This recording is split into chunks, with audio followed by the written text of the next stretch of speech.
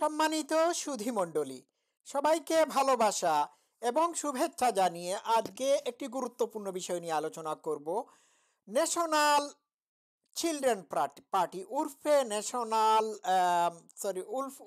National criminal party উর্ফে এনসিপির সিলেট জেলায় পদযাত্রা নিয়ে আলোচনা করব।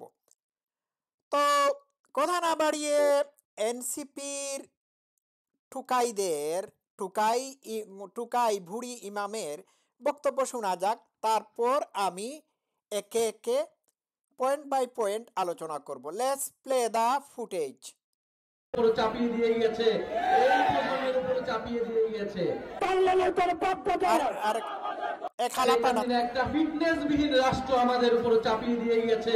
আচ্ছা, শেখ হাসিনা নাকি একটা ফিটনেসবিহীন রাষ্ট্র তাদের উপর চাপিয়ে দিয়ে গিয়েছেন। তো ভুড়ি নাহিদ ইসলাম, তুমি তো এই বক্তব্যটা দিলে নাকি? তুমি তোমার বক্তব্যে আরো বলেছ যে এই দেশের মানুষের ফিটনেস নাই, গাড়ির ফিটনেস নাই, কোনো কিছুর ফিটনেস নাই। ঠিকই বলেছ। শেখ হাসিনার আমলে কিন্তু তোমার ফিটনেস ছিল, কিন্তু শেখ হাসিনা চলে যাওয়ার পরে তুমি ফিটনেসবিহীন একটা টুকাই হয়ে গিয়েছ। দেখাবো আমি দর্শক শ্রোতারা, এই দেখুন আমাদের ভুড়ি নাহিদ। শেখ হাসিনা একটি ফিটনেসবিহীন রাষ্ট্র চাপিয়ে দিয়ে গিয়েছে। তাহলে এইটা কি ভাই? এইটা কি ফিট বডি? এটা তো আমি তো দেখতে পাচ্ছি তুমি 18 মাসের প্রেগনেন্ট, ঠিক আছে? শেখ হাসিনা ফিটনেসবিহীন একটি রাষ্ট্র নাকি তোমাদের উপর চাপিয়ে দিয়ে গিয়েছে? শেখ হাসিনা, তোমরা ক্ষমতায় যাওয়ার আগ পর্যন্ত শেখ হাসিনা বাংলাদেশকে সারা পৃথিবীর কাছে উন্নয়নের রোল মডেল হিসাবে উপস্থাপন করেছিলেন। বাংলাদেশের রিজার্ভ আজকে 3 কোটিতে এসে ঠেকেছে, ঠিক আছে? শেখ হাসিনার আমলে বাংলাদেশ ছিল পৃথিবীর 36তম অর্থনৈতিক শক্তি। শেখ হাসিনার আমলে বাংলাদেশ উন্নয়নের রোল মডেল হয়ে গিয়েছিল, মধ্য আয়ের দেশে উন্নীত হয়েছিল। সব কিছুতে শেখ হাসিনার আমলে বাংলাদেশ নামক রাষ্ট্রটির ফিটনেস ছিল। তুমি না বলছো শেখ হাসিনার আমলে বাংলাদেশ ফিটনেসবিহীন রাষ্ট্রে পরিণত হয়েছে? এটা কেমন কথা বলো? তুমি এবং তোমার ইনুসের আমলে বাংলাদেশ যে কি পরিমাণ ফিট হয়েছে তা তো আমরা দেখতেই পাচ্ছি, ব্যাখ্যা বিশ্লেষণের দরকার পড়ে নাকি? আর তোমার ভুড়ি দেখলেই তো বোঝা যায় যে বাংলাদেশকে ফিটনেসবিহীন রাষ্ট্র কে বানিয়েছে? তুমি নিজেই ফিট না, ঠিক আছে? আর একটু শোনা যাক, লেটস প্লে। এই প্রজন্মের উপরে চাপিয়ে দিয়ে গেছে।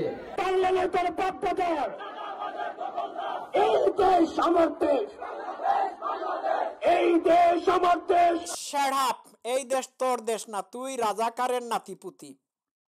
হ্যাঁ, কি পরিমাণ মানে চিৎকার করতেছে এই খালাপাড়া, বলতেছে এই দেশ আমার দেশ। হ্যাঁ, কোথায় কোথায় বাংলা ছাড়। কোথায় বাংলা ছাড়। এই দেশ কি তোর বাপ দাদার?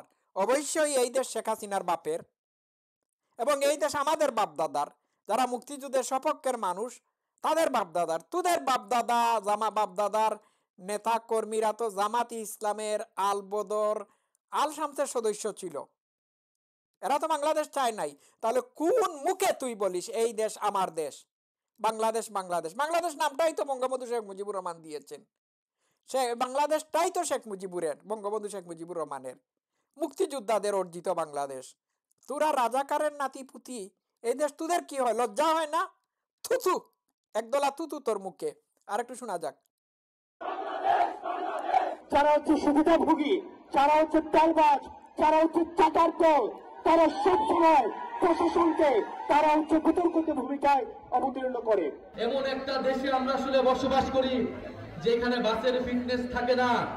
আমরা এমন একটা দেশে বসবাস করো যেখানে বাসের ফিটনেস নাই। তো আমি বলতে চাচ্ছি, পদ্মা সেতুর, শেখ হাসিনার বানানো পদ্মা সেতু, মেট্রো রেল, এইগুলোর কি ফিটনেস আছে? একটু চেক করে দেখো না বাবা। তো এমন একটা দেশে বসবাস করো যে দেশে পদ্মা সেতুর ফিটনেস নাই, তো প্লিজ পদ্মা সেতুতে কোনো গাড়ি চালাবে না, আজ থেকে পদ্মা সেতু বন্ধ করে দাও, মেট্রো রেল বন্ধ করে দাও, বন্ধ করে দাও, এগুলোতে কোনো ফিটনেস নাই। আর একটু শুনি। একটা দেশে বসবাস করি যেখানে বিমানেরও ফিটনেস থাকে না। আমরা এমন একটা আচ্ছা আচ্ছা, চুপ চুপ, বুড়ি নাহিদ চুপ। বিমানেরও ফিটনেস থাকে না, তো বিমানের ফিটনেস যদি না থাকে তাহলে এই বিমান উড়াইলা কেন? 11 মাস ব্যাপী এই বিমানের ফিটনেস কি চেক করে দেখতে পারো নাই? পারো নাই? আচ্ছা, শোনা যাক। দেশে বসবাস করি যেখানে মানুষেরও ফিটনেস থাকে না। হ্যাঁ, মানুষেরও ফিটনেস থাকে না। এই দেখুন, এইটা কি, আমি তো নিয়ে আসতে হবে। এইটা কি, এই ফিটনেসটা কি শেখ হাসিনার আমলে ছিল নাকি এর আগে ছিল? আচ্ছা, ফিটনেসটা তার দেখাচ্ছি, একটু একটু থামলে ভালো লাগে। আচ্ছা, এটা তো আমি দেখাইছি আগে না? তার তার যে ভুড়ি ভুড়ি বুড়ি নাহিদের যে ফিটনেস, এটা তো দেখাইছি আমি। আচ্ছা, এটা দেখানোর দরকার নাই, আর একটু শুনি। সে বলেছে এমন একটা দেশে থাকে যেই দেশে মানুষেরও ফিটনেস নাই। তো তোমার যে ভুড়ি নাহিদ, একটু আগে দেখিয়েছিলাম, তোমার যে পেটের সাইজ দেখিয়েছিলাম, হুম, এইটা তো শেখ হাসিনার আমলে ছিল না। তাহলে তুমি যে ফিটনেসবিহীন হয়েছ, এটি তো শেখ হাসিনার আমলের ফিটনেসবিহীন তুমি না, তুমি তো শেখ হাসিনার আমলের প্রোডাক্ট না। তাহলে তুমি যে বললে মানুষেরও ফিটনেস নাই, তো এই তোমার ফিটনেস কোথায় কোথায় চলে গেল? আর একটু শোনা যাক। রাষ্ট্রেরও ফিটনেস থাকে না। শেখ হাসিনা একটা ফিটনেসবিহীন রাষ্ট্র আমাদের উপর চাপিয়ে দিয়ে শ্যাট আপ, শেখ হাসিনা একটা ফিট রাষ্ট্র বানিয়ে গিয়েছিল, আর তোমরা সেই রাষ্ট্রকে ফিটনেসবিহীন রাষ্ট্র বানিয়েছো। লজ্জা হয় না তোমাদের? আর একটু শোনা যাক। গেছে, এই প্রজন্মের উপর চাপিয়ে দিয়ে গেছে। আমরা বলেছি এই প্রজন্ম, আমরা ভবিষ্যৎ প্রজন্মের জন্য একটা ফিটনেসবিহীন রাষ্ট্র। দর্শক শ্রোতারা, কি পরিমাণ ফিটনেসওয়ালা রাষ্ট্র বানিয়েছে আমরা তো দেখতে পাচ্ছি। দর্শন, খুন খারাপি, সন্ত্রাস, রাহাজানি, চাঁদাবাজি, এহেন কোনো কাজ নাই যে কাজের মাধ্যমে তাদের ফিট রাষ্ট্রের পরিচয় তুলে ধরা যায়। বুঝতে পারছেন? এই তো এই তো শেখ হাসিনার আমলে কি এইভাবে এইভাবে বাংলাদেশ নামক রাষ্ট্রটি ছিল? Bangladesh is a fail state. Sheikh হাসিনার আমলে বাংলাদেশ ফিট স্টেট ছিল। এটা আমার ব্যাখ্যা বিশ্লেষণ করার দরকার নাই, আমি এটি আপনাদেরকে শুনিয়েছি, একটু প্লে করে শুনিয়েছি। ভুড়ি নাহিদের বক্তব্য শুনিয়েছি। আরেকটা বক্তব্য, এটা কোথায় গেল? এইটা আমি প্লে করি, এটাতে আমি ফোকাস করব। এইটা এটা আমি প্লে করে শোনাচ্ছি। আচ্ছা, দুঃখিত, অ্যাড চলে এসেছে।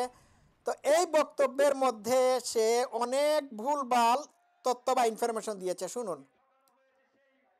ব্রিটিশ আমল থেকে সেই পাকিস্তান আমলে এবং আওয়ামী লীগ আমলে এই সিলেট অঞ্চলের মানুষকে, এই সিলেট অঞ্চলের গ্যাস, খনিজ, পাথর সব সম্পদ থেকে বারবার বঞ্চিত করা হয়েছে। প্রিয় সংগ্রামের সিলেটবাসী, আমরা আজকে আপনাদের কাছে এসেছি জুলাই গণ অভ্যুত্থানে আপনারা যেই সাহসিকতার সাথে লড়াই করেছেন, এই সিলেটের মাটিতে সাবিপ্রবির শিক্ষার্থী শহীদ রুদ্র সেন, শহীদ এটিএম, সাংবাদিক তুরা, তারা রক্ত দিয়েছে, জীবন দিয়েছে। 17 জনেরও অধিক শহীদ রয়েছে এই Sylhet. Shut up, shut your mouth. এখানে চরম লেভেলের মিথ্যা কথা বলেছে। সে বলেছে সিলেটকে গ্যাস, তেল, খনিজ পদার্থ থেকে বঞ্চিত করা হয়েছে। না, সিলেটকে গ্যাস, তেল, খনিজ পদার্থ থেকে বঞ্চিত করা হয় নাই, এটা মিথ্যা বলেছে। আর সিলেট নাকি শহীদদের দেশ, না, সিলেট হচ্ছে 1971 সালের মুক্তিযোদ্ধাদের শহীদ হওয়ার তালিকায় একটা দেশ, একটা অঞ্চল।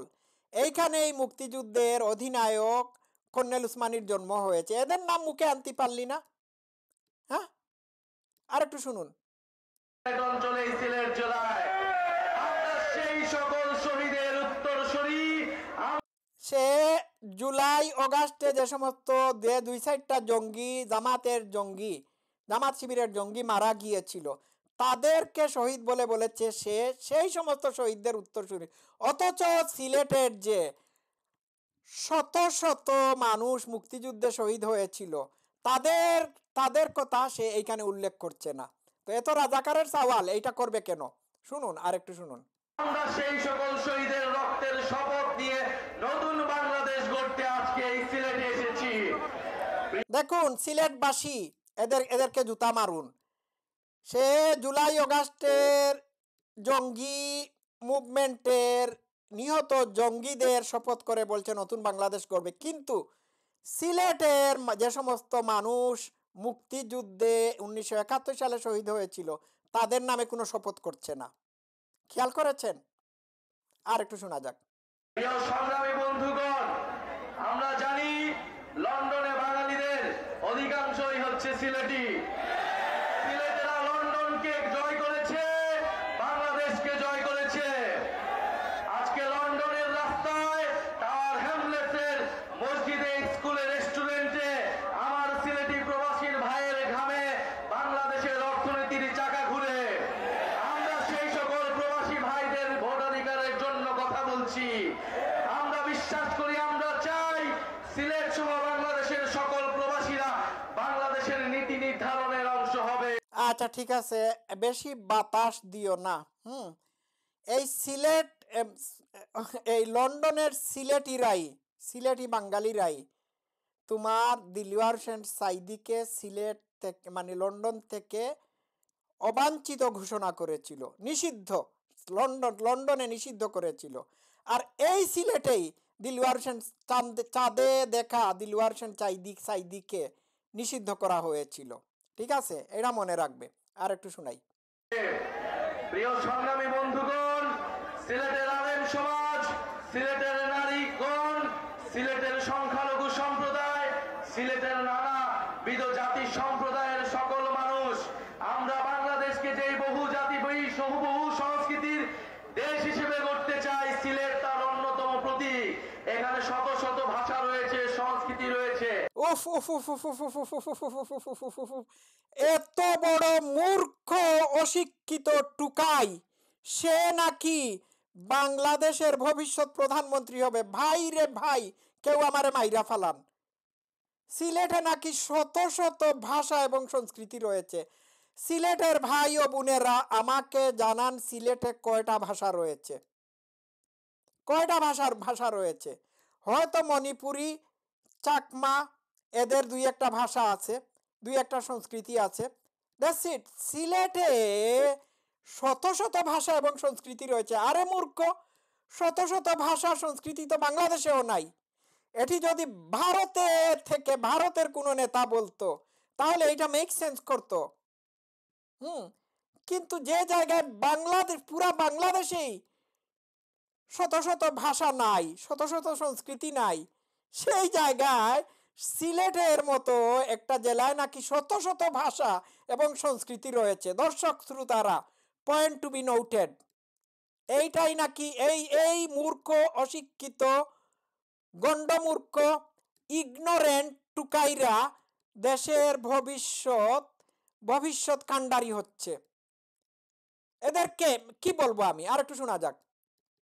আমাদেরকে সে সকল সংস্কৃতি এবং সিলেটি ভাষার মর্যাদা দিতে হবে। প্রিয় সংগ্রামী বন্ধুগণ, তেল, গ্যাস, খনিজ এবং পাথর সম্পদের এক অভয়ারণ্য হচ্ছে এই সিলেট। এই সিলেটকে আধুনিক শিল্পোন্নত শহর হিসেবে গড়ে তুলতে হবে। মূর্খ, অশিক্ষিত সিলেটকে তোমরা আধুনিক শিল্পোন্নত শহর গড়ে তোলার ওয়াদা করছিস না? সিলেটকে প্রধানমন্ত্রী শেখ হাসিনার আমলেই শিল্পোন্নত এলাকা হিসাবে গড়ে তোলা হয়েছিল। তোমাদের দ্বারা সম্ভব না। Late get lost. প্রিয় সংগ্রামী বন্ধুগণ, সিলেটে স্বাস্থ্য, শিক্ষা এবং কর্মসংস্থানের জন্য জাতীয় নাগরিক পার্টি কাজ করবে। যেই দুর্নীতিমুক্ত, বৈষম্যহীন বাংলাদেশ গড়ে তোলার জন্য আমাদের গণ-অভ্যুত্থানের শহীদ ভাইয়েরা রক্ত দিয়েছে, আপনারা আমাদের দায়িত্ব হচ্ছে সেই বাংলাদেশের জন্য কাজ করা। প্রিয় সংগ্রামী সিলেটবাসী, আচ্ছা, আমি পুরা ভিডিও ফুটেজটি আমি প্লে করতে পারতেছি না, আমার সময়ের তাড়া আছে, আপনারা পরবর্তীতে জেনে নেবেন। সে এই এই এইখানে বক্তব্য রাখার সময় একটি কথা বলেছে যে সিলেটের অধিকাংশ অঞ্চলকে আসামের সাথে সংযুক্ত করে দেওয়া হয়েছে, ভারতের সাথে সংযুক্ত করে দেওয়া হয়েছে। তো এটি একটি উস্কানিমূলক বক্তব্য। এই বক্তব্যের মাধ্যমে সে ভারতের সার্বভৌমত্বের প্রতি হুমকি দিয়েছে। ঠিক আছে, 1947 সালে যখন ভারত ভাগ হয় তখন বাংলাদেশের অনেক বাঙালি অধ্যুষিত এলাকা ভারতের সাথে চলে যায় এবং অনেক অংশ মানে ভারতের সাথে চলে যায় এবং অনেকটা অঞ্চল বাংলাদেশের সাথে চলে আসে। তো সে বলেছে, এই বক্তব্যে সে বলেছে 1947 সালে রেফারেন্ডামের সময় সিলেটকে পূর্ববঙ্গে যুক্ত করা হয়েছিল মৌলানা ভাসানীর প্রচেষ্টায়। এটা সত্য না। আওয়ামী লীগের সকল বড় বড় নেতা কর্মীরা সিলেটকে পূর্ববঙ্গের সাথে যুক্ত করার জন্য দিনের পর দিন সিলেটে ক্যাম্পেইন করে গিয়েছেন। এর মধ্যে অন্যতম একজন মহান নেতা ছিলেন বঙ্গবন্ধু শেখ মুজিবুর রহমান। ঠিক আছে, এই কথাটি সে উল্লেখ করে নাই। বিষয়টা খেয়াল করেছেন? আমি আপনাদেরকে একটা রেফারেন্স দেখাচ্ছি। আচ্ছা, বঙ্গবন্ধু শেখ মুজিবুর রহমানের আমি একটা বিশেষ অংশ আমি আপনাদেরকে সিলেট উইকিপিডিয়া থেকে নিয়েছি। আচ্ছা, এই দেখুন, আমি এই অংশটুকু পড়ে শোনাই। আচ্ছা, তৎকালীন করিমগঞ্জ মহাকুমার অংশ জকিগঞ্জ স্বাধীন ভারতের অংশ হওয়ার কথা ছিল, কিন্তু শেখ মুজিবুর রহমানের নেতৃত্বে একটি প্রতিনিধি দল এতে বাধা দেয়। এভাবে সিলেট জেলার অধিকাংশ পূর্ব পাকিস্তানে যোগ দেয়। এটা আমি উইকিপিডিয়া থেকে নিয়েছি। সিলেটের অধিকাংশ অংশ পূর্ববঙ্গের সাথে যুক্ত করা হয় বঙ্গবন্ধু শেখ মুজিবুর রহমানের অক্লান্ত প্রচেষ্টার জন্য। সে এইখানে ইতিহাস বিকৃত করেছে। বিষয়টা বুঝতে পারছেন? সে বঙ্গবন্ধু শেখ মুজিবুর রহমানের কথা বলে নাই। আপনারা উইকিপিডিয়াতে সার্চ করলে পেয়ে যাবেন। আমি উইকিপিডিয়া আপনাদেরকে দেখাচ্ছি। উইকিপিডিয়া, সিলেট গণভোট। গোপালগঞ্জও কিন্তু ভারতের অন্তর্ভুক্ত ছিল, কিন্তু গোপালগঞ্জকে পূর্ববঙ্গের সাথে নিয়ে আসা হয়। এই ইনফরমেশনটিও আমি পেয়েছি। তো এগুলো কি উল্টাপাল্টা কথাবার্তা বলে, মূর্খ। হ্যাঁ, দেখুন ইতিহাস কিভাবে বিকৃত করছে। তো সে বলেছে সিলেটে গেছে, কিন্তু 1971 সালের কোনো শহীদদের নামে সে শপথ করে নাই। সে শপথ করছে জুলাই আগস্টের নিহত জঙ্গিদের নামে, এদেরকে শহীদ বলে আখ্যায়িত করেছে।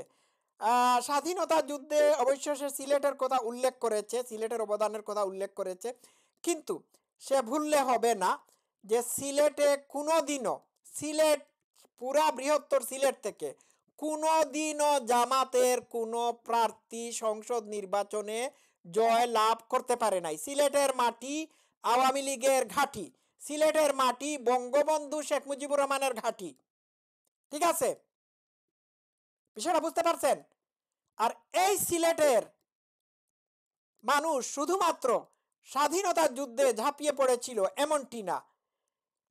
ইংল্যান্ডের, লন্ডনের সিলেটের বাঙালিরা বঙ্গবন্ধু শেখ মুজিবুর রহমানের আগরতলা ষড়যন্ত্র মামলা লড়ার জন্য মানে চাঁদা উঠিয়ে টাকা পাঠিয়েছিল, কোটি কোটি টাকা পাঠিয়েছিল।